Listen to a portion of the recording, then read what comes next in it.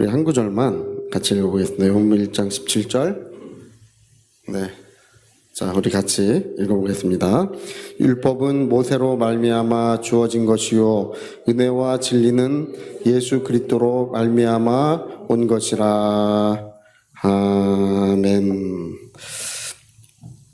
네, 우리가 이 성경을 읽다 보면 이 율법이라는 말이 나와요. 율법. 율법과 이제 그 요한복음에는 율법과 복음이라고도 하고 진리라고도 해요. 율법과 복음, 율법과 진리, 이게 이제 다르다는 거죠. 그러니까 이거를 율법과 진리, 율법과 복음을 구분하지 못하는 그리스도인들이 부지기수예요. 그러니까 이거를 구분하지 못함으로써 오는 문제는 매우 심각하고 큰 거예요. 근데 1세기 기독교인들, 1세기경에 있었던 초대교회 기독교인들은 누구나 이걸 구분할 줄 알았었어요. 그러니까 요한복음 1장에 율법은 모세로 말미암아 주신 것이요 은혜와 진리는 예수 그리스도로 말미암아 온 것이다. 이걸 구분해서 엄격하게 구분해서 얘기를 했거든요. 근데 요즘에 이 율법과 복음을 구분하지 못함으로써 아직까지 여기에 머물러 있는 사람들이 너무 많은 거예요. 여기에 머물러 있는 사람들이. 우리는 어디에 머물러 있어요? 여기에 있어야 돼요. 여기에. 그러니까 율법이라고 하는 것은 시내산에서 이제 모세가 시내산에서 받아서 내려온 건데, 모세라는 사람이 시내산에서 받아 내려온 저 하늘의 법을 말하는 거예요. 우리가 이 세상에도 법이 있겠지만 천사들이 사는 하늘에도 법이 있겠잖아요. 저 하늘에 있는 법을 이제 세상에 가지고 모세가 세상에 전해준 것. 근데 이 율법이라고 하는 것은요, 기본적으로 뭐냐 하면 율법은 용서가 없어요. 뭐가 없어요? 용서가 없어요. 율법은. 용서가 있으면 은혜의 법이에요. 근데 율법은 기본적으로 용서가 없고, 율법이라고 하는 것은 뭐냐 하면 반드시 죄를 보응하는 게 율법이에요. 그러니까 죄를 짓잖아요. 그러면 이에는 눈에는 눈, 이에는 이, 상함은 상함으로, 대음은 대음으로, 그리고 생명은 생명으로, 피는 피로 갚아라. 그러니까 행한 일대로 갚는 거, 행한 대로 갚는 거. 그냥 자기가 한 일에 대한 완전한 보응을 받는 거. 이렇게 자기가 한 일에 대해서 이 보응하는 법이 율법이에요. 그러니까 여러분 죄를 범하면 용서가 있어요, 없어요? 없어요. 보응을 받아야 끝이 나는 거예요. 그러니까 죄를 지으면 빚쟁이가 쫓아오는 것처럼 반드시 그 죄에 대해서 대가를 지불하도록 그렇게 우리에게 알려주는 것이 율법이에요. 그러니까 우리가 이제 율법이라고 할 때 우리가 율법을 그냥 좀 쉽게 얘기하면 이제 양심이라고 하는 거. 우리 여러분 다 양심 가지고 있죠? 양심 없는 분은 없을 줄 믿어요. 저는 제가 살면서 양심 없는 사람들을 좀 만나요. 가끔 보면 양심 없는 사람들. 양심 없는 사람들을 대하기가 제일 힘들어요. 했다 그러고 안 했다 그러고 했으면서 안 했다 그러고 막 이렇게 뭐든지 이제 거짓말을 해도 아무 가책을 받지 않고, 그래서 이 양심이 완악해지고, 그런 말 나오죠? 완악해지고, 또 심지어는 마귀에게 화인 맞아서 거짓말하는 자들, 이런 말이 나와요. 양심도 더럽혀질 수 있고 양심이 완악해질 수 있고, 화인 맞으면 양심의 가책을 받지 않아요. 그래도 화인까지 맞기는 보통 어려운 일이 아니에요. 근데 양심의 기능은 율법의 기능과 똑같습니다. 여러분 드라마 보시죠. 드라마 왜 보세요 도대체? 재밌으니까 보겠죠? 드라마 왜 볼까요? 저는 이제 그거 보면은 참 사람들이 신기한 게, 드라마 보면은 맨날 심각한 얘기만 가득 있는데 보면서 스트레스를 받아요, 사람들이. 아유, 저놈 막 이러고. 저번에 악역을 했던 배우가 길거리에서 욕을 많이 먹는다 그런 얘기를 하더라고요. 당신 그러면 안 돼! 막 이러면서. 그러니까 왜 그럴까요? 그러니까 기본적으로 우리가 그 이 드라마나 뭐나 이렇게 보는 게 그 뭐죠? 잘한 사람은, 착한 사람은 이제 복을 받고, 잘못한 사람은, 심하게 잘못한 사람일수록 크게 벌을 받아야 통쾌한 거예요. 나중에 그걸 보려고 그러는 거야. 이제 그거 지켜보고 있다가, 저는 언제 벌을 받지? 할렐루야. 착한 사람은 잘 되면 그 재밌는 거예요. 나쁜 놈은 구렁텅이에 빠져야 재밌는 거야. 언제? 그러니까 우리 여러분 드라마도요, 기본적으로 양심 없는 사람 드라마 재미가 없어요. 양심이 있으니까 재밌는 거예요. 할렐루야. 양심 때문에 재밌다. 우리 한번 해볼까요? 양심 때문에 재밌구나. 양심 때문에 재밌구나. 네, 이게 재밌는 거예요. 그러니까 율법이라고 하는 것은 이 기능이 반드시 보응하는 기능이고, 복음이라는 것은요, 이게 정죄하는 기능이에요. 정죄하는 기능. 이거는 기능이 정죄의 기능이지 용서라는 게 없어요, 율법은. 근데 율법이 이제 계속 사람들한테 물어봐요. 살인하면 죽일 놈이라 그래. 살인하면 죽일 놈이라 그래. 살인했어요, 안 했어요? 안 했잖아요. 그러면 죽일 놈이 아니잖아. 그러면 뭐라 그러냐? 미워하면 살인죄래. 미워했어요, 안 했어요?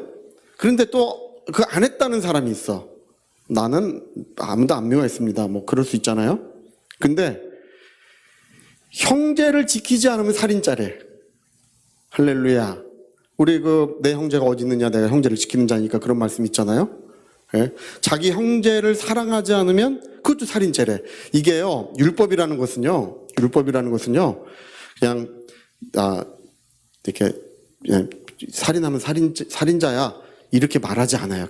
그걸로 끝나지 않아요. 결국은 너는 죽일 놈이라 그래, 이건. 할렐루야. 이게 뭐를 하는 거지? 정죄라고 하는 이 말이 무슨 말이냐면 사형 판결이에요, 이게. 모든 사람을 뭐를 한다고요? 사형 판결을 하는 거예요. 그러니까 모든 사람이 죄를 범하였으면 하나님의 영광에 이룰 수 없고, 의인은 없나니 하나도 없다는 것을, 율법은 모든 사람이 죄인이라는 것을 그걸 밝혀주는 거예요. 한 사람도 예외가 없어요. 예? 살인했어? 아니요. 미워하면 살인자야. 난 미워도 안 했어요. 형제를 사랑하지 않으면 살인자야. 여러분, 제가 이 놀부가 나쁜 놈인가요? 제가 볼 때 요즘, 옛날에는 이 놀부가 나쁜 놈이었어요. 형제 우애가 이제 굉장히 강조될 땐 놀부가 나쁜 놈이었는데, 요즘 시대 보면 놀부가 보다 흥부가 나쁜 놈이에요, 제가 볼 때. 예. 애를 왜 이렇게 많이 낳아? 책임도 못 지면서. 할렐루야. 아니, 그리고 낳았으면 열심히 일이라도 해야지. 맨날 자기 형님 집에 가서 얻어먹으려고 하니까, 주걱에 이제 밥을 착 대니까, 이거 먹었대잖아요? 네.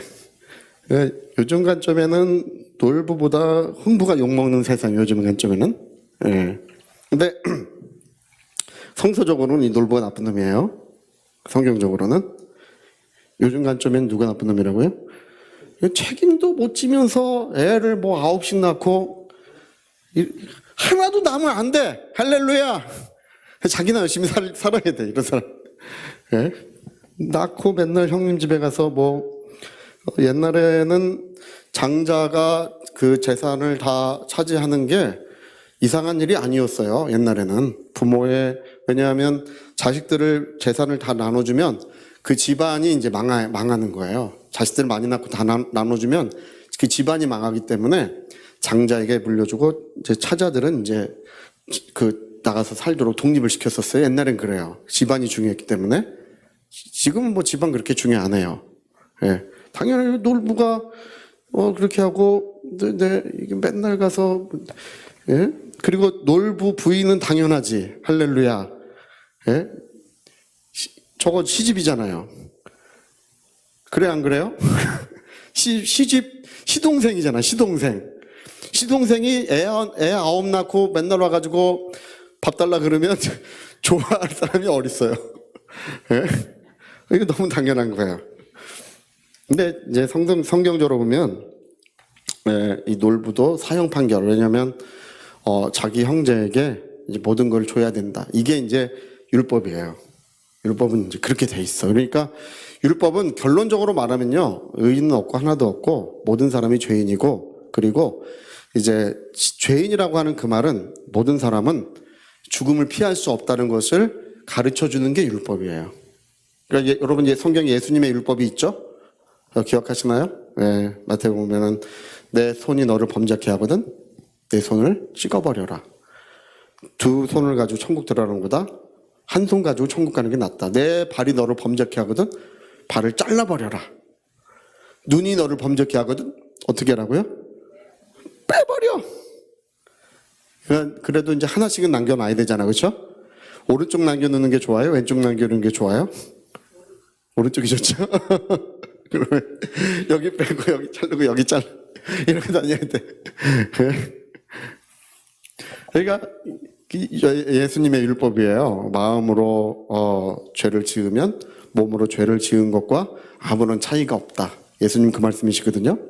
너희가 몸으로만 죄를 지어야 율법을 범한 것이 아니라 마음으로 죄를 지어도 몸으로 죄를 지은 것과 아무런 차이가 없이 이제 정죄를 받는다. 사형 판결에 해당한다고 가르쳐 준 게 그게 예수님의 율법이에요. 더 엄격하죠.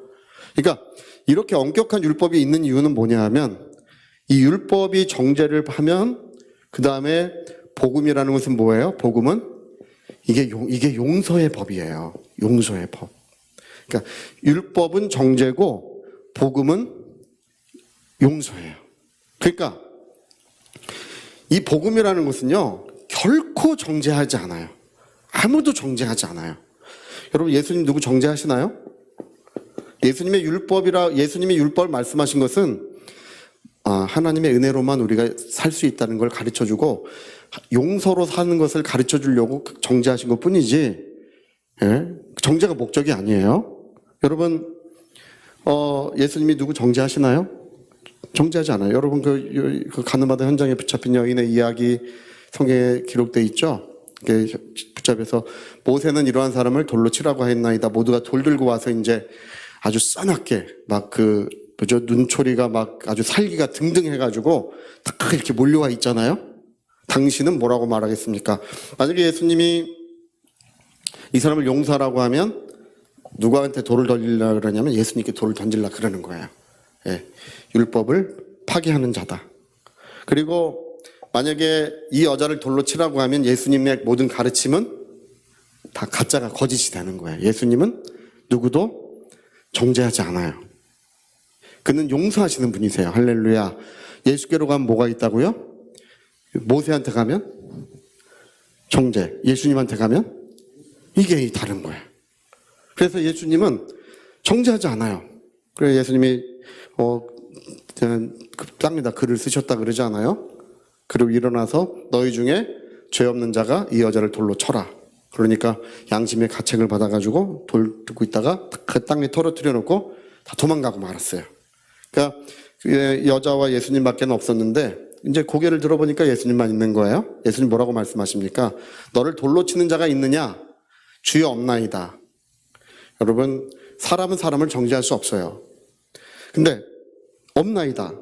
근데 뭐라고 말하냐면 나도 너를 정죄하지 아니하노니 다시는 죄를 범치 말라. 이게 정죄하지 않는 진리, 정죄하지 않는 것이 복음이에요.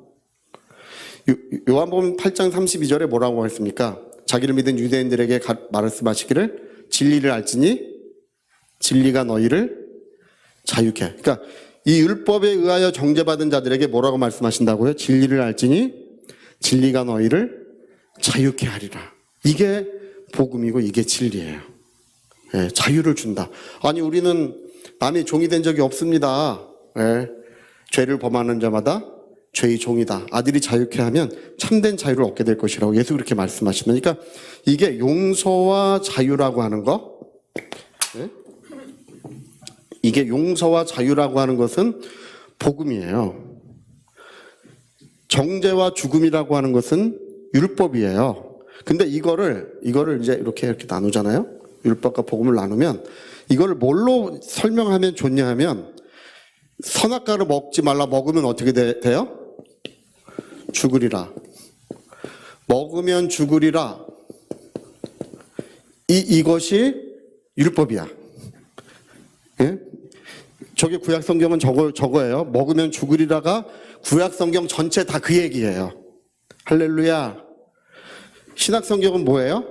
믿으면 살리라. 이게 복음이에요. 그러니까 먹으면 죽으리라. 이 다 죽었다는 것을 가르쳐 주는 게 율법이고요. 우리가 죄인이라는 걸 가르쳐 주는 게 율법이고, 믿으면 살리라. 이게 은혜의 법이고 용서의 법이고 자유의 법이에요. 그러니까 여러분 오늘 이거를 구분하지 못해가지고 어떤 문제들이 생기냐면, 자기가 자기를 정죄하고, 또 심지어는 맨날 김 집사님, 이 집사님, 박 집사님 얘기를 해. 할렐루야. 아, 그 집사님 말이야. 또 뭐 이렇게 잘못하고 뭐, 이게 누구의 제자가 되냐면 모세의 제자가 돼가지고, 예? 맨날 누구 돌팔매질 하는 분이 있어요.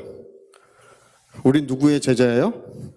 우리 예수님의 제자예요. 예수님은 정죄하는 분이 아니시고 용서하시는 분이시고 자유를 주시는 분이세요.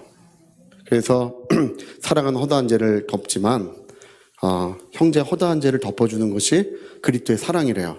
허다한 죄를 덮지만 그러나 정죄는 두려움이 있다고 이렇게 말씀합니다. 사랑은 모든 두려움을 내어 쫓는다고 했어요.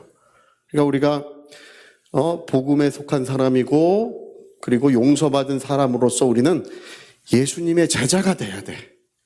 할렐루야. 그러니까 예수님의 제자로 평생 살아가는 것은 우리가 정죄하지 않고 이렇게 용서하고 또 자유를 주고 이렇게 하는 게 필요한 거예요. 근데 이제 교회는 그래도 약간 율법도 있긴 있어야 돼요. 할렐루야. 교율 부장님이 있긴 있어야 돼. 근데 교율 부장님도 긍휼과 사랑으로 해야 돼요. 교율 부장님도. 우리 교회는 교율 부장님이 없어요. 할렐루야. 그래서 제가 교율 부장을 같이 좀 할까 지금 생각 중에 있어요. 예. 아니 집사님! 그래서 교율 부장을 같이 좀 할까? 근데 이런 그 교회에서 교율 부장을 하거나 이런 거 잘못하면요 정말 굉장히 좋지 않아요. 제가 예전에도 그 몇 가지 사례를 제가 봤어요. 옛날에 저희 교회 식당에서 반찬 남기면 막 혼내는 장로님이 계셨어요. 반찬 남기면. 그 장로님 무서워가지고 밥 먹을 때 마음이 벌써 떨려와요. 다 못 먹으면 어떡하나. 사람들이 다 걱정해요. 가져가면 아니 이거 반찬 왜 남기냐고, 반 왜 남기냐고 얼마나 뭐라 그러는지 몰라. 근데 그 장로님이 갑자기 또 이렇게 안 좋게 돌아가셨어요. 안 좋게 갑자기. 그래서 그렇게 돌아가신다고 해서 꼭 나쁜 건 아니에요. 천국 가서 영광의 보상을 얻는 게 중요하지만, 희고 깨끗한 생포가 준비되는 것이 중요하지만, 그런데 제가 볼 때는 그 영향이 있어요. 사람들에게 이 모세의 제자가 돼가지고 막 뭐라 그러는 거는 하나님이 기쁘게 여기지 않아요. 또 이렇게 교통하시는 분이 있었어요. 차 이렇게 태워주고 이렇게 봉사하시는 분. 그분도 사람 보면 얼마나 뭐라 하는지 몰라요. 얼마나 몰라요. 이게 상처받은 사람들이 늘 많아요. 근데 그분도 특히 이제 수련회 때 그분은 이제 물에 빠져 돌아가셨어요. 예, 수련회 중에.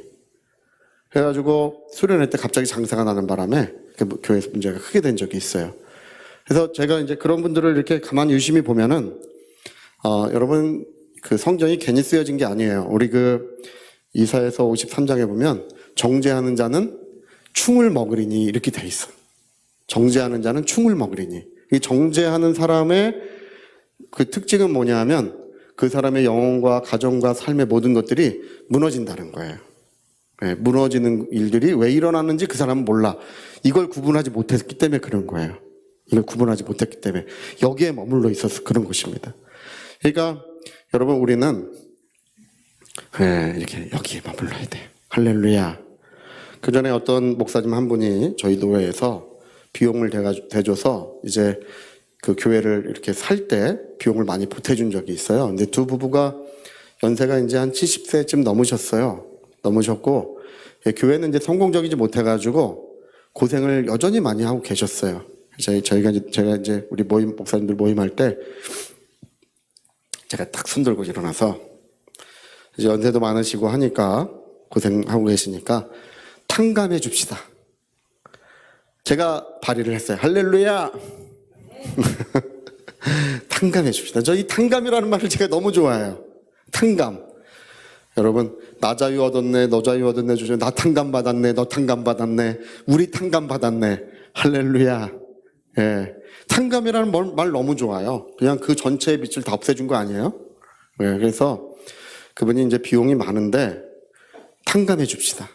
이렇게 제가 주장을 했어요. 근데 어떤 목사님 한 분이 이제 극렬하게 이제 반대를 하고 기필코 갚아야 된다는데 연세가 너무 많으시고 고생을 많이 하고 계시는데 언제 갚아요? 그리고 교회를 팔으라고 할 수도 없잖아요. 할렐루야. 그러면 탕감을 해주면 자유를 얻고 그리고 이제 모든 것이 이제 정리가 딱 되잖아요. 그러니까 근데 이제 나중에 보면 여러분 이렇게 탕감을 해준다고 하는 저는 잘 되고 할렐루야. 좀 떨떠름하신 분이 있어요. 네, 탕감을 해주려는 사람은 잘 되고 꼭 기필코 받자고 하는 사람들은 어려움을 겪어요. 이게 심은 대로 거두고 선지자는 다른 사람에게 하는 것이 자기한테 받는 것을 아는 게 선지자예요.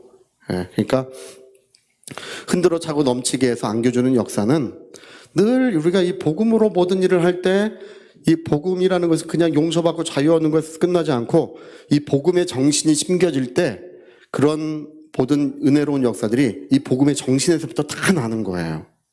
여러분, 내가 너희를 사랑한 같이 너희 서로 사랑하라 이렇게 말씀하셨죠? 구약 성경도 사랑이에요. 여러분, 구약 성경이 예수님이 구약 율법이 두 가지 사랑이라 그랬어요. 뭐라 그랬죠? 첫째는 하나님을 사랑하라. 율법이 그거래. 내 마음을 다하고 뜻을 다하고 성품을 다하고 내 생명 다하여 하나님 사랑하라는 것이 율법의 첫 번째고 두 번째 뭐라 그랬어요? 내 이웃을 내 몸같이 사랑하라. 그게 율법의 두 가지 강령이라 그랬어요. 율법의 두 가지 중요한 것은 하나님 사랑, 이웃 사랑이라고 예수 말씀하셨어요. 그럼 복음은 또 복음의 새 계명은 뭐예요? 그것도 사랑이래. 뭐가 달라요? 네? 여러분 율법의 강령, 율법의 두 가지 중요한 거. 첫 번째는 하나님 사랑. 두 번째 뭐라고 그랬어요? 이웃 사랑이죠?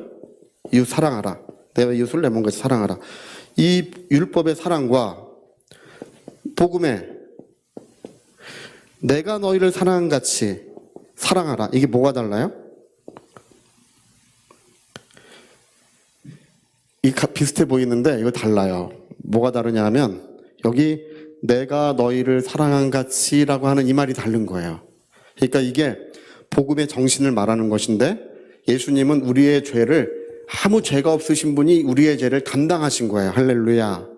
그러니까 내가 너희를 사랑한 같이라고 하는 것은 다른 사람의 허물과 죄를 대신 담당해 주는 것을 의미하는 거였어요. 이거는. 여기에서 말하는 이웃을 사랑하라고 하는 것은 율법의 사랑은요. 공의예요. 공의. 행한 대로 갚아라. 내가 잘해준 사람 잘해주고 내가 10원 꾸면 이거 100원 갚아주고 뭐 이게 이제 율법의 사랑이야. 근데 복음의 사랑은 원수도 사랑해라. 할렐루야. 왼수가 있어요, 없어요? 우리 주변에 가만 살펴보면 자, 있다. 우리 한번 시작. 있어. 왼수가 있어. 주로 남편을 보고 부인들이 뭐라 그래요? 아이 왼수야. 왼수야. 네? 우리는 아들이 2명이에요. 뭐 이런 분들이 있어요. 아들이 3명이에요. 아들들보다 말 더 안 듣고 더 많이 어질러요. 뭐 이런 분들도 있어요. 네. 그래서 어떤 분은 그러더라고요. 제가 복음의 계명을 잘 지키고 있습니다. 그러니까 왼수를 사랑하라는 말씀을 잘 지키고 있대. 왼수를 사랑한대. 그냥 우리가 여러분 이 내가 너희를 사랑한 같이라고 하는 이 말은 복음의 정신을 말하는 것입니다. 복음의 정신은 십자가의 사랑이에요.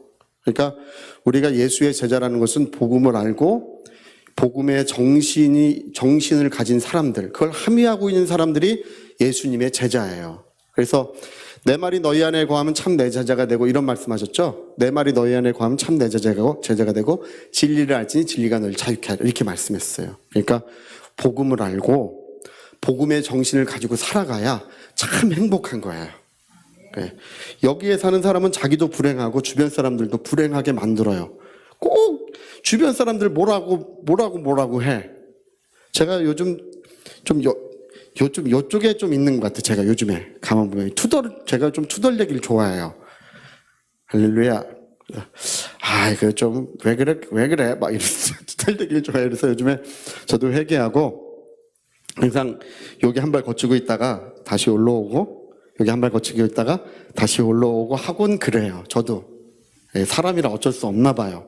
그러나 우리가 꼭 알아야 되는 것은 여러분 율법은 용서하지 않는 정죄의 법이고 복음은 모든 죄를 용서하는 정죄하지 않는 법이에요. 하나님은 나의 구원 되시오니 내게 정죄함 없겠네. 하나님은 나의 구원 되시오니 내게 정죄함 없겠네. 오늘 아주 제가 잘 가르쳐요. 율법은 모세로 말미암아 온 것이요 은혜와 진리는 복음은 용서는 누구로 말미암아 예수 그리스도로 말미암아 온 것이니 예수 앞에 나가면 누구든지 용서받고 누구든지 치유받고 누구든지 자유를 얻더라. 예수 앞에 나가면 죽음이라는 건 아무 힘이 없고 정죄도 아무 힘이 없고 생명과 은혜의 역사가 충만하더라. 우리가 그에게서 받은 이 은혜 위에 은혜요. 은혜와 진리는 예수 그리스도로 말미암은 것이라. 그래서 그렇게 쓰고 있는 거예요. 여러분 우리 자신들도 은혜와 진리가 충만한 사람 되시기를 꼭 부탁드리겠습니다. 모세의 제자는 우리 교회에 한 분도 없었으면 좋겠지만 그러나 있긴 있어. 언제나 할렐루야. 한 분도 없으면 좋겠어요. 모두가 서로 긍휼히 여기고 서로 용서하고 서로 또 용납하며 축복하는 그런 은혜로운 교회, 주의 사랑이 넘치는 교회가 되기를 바랍니다. 저희 같이 한번 기도하시겠습니다. 우리 한번 기도하실 때 오늘 율법과 복음만 구분해도 성경이 좀 명확해져요. 예. 주님이 이 땅에 오신 것은 누구를 정죄하려 오신 것이 아니라고 했습니다. 인자가 오신 것은 구원하고 생명을 주기 위하여 오신 분이십니다. 오늘 한번 기도할 때 주님, 내가 모세의 제자가 아니라 예수님의 제자로 살게 하소서. 은혜와 진리가 충만한 사람이 되게 해 주시옵소서. 동성으로 기도하시겠습니다.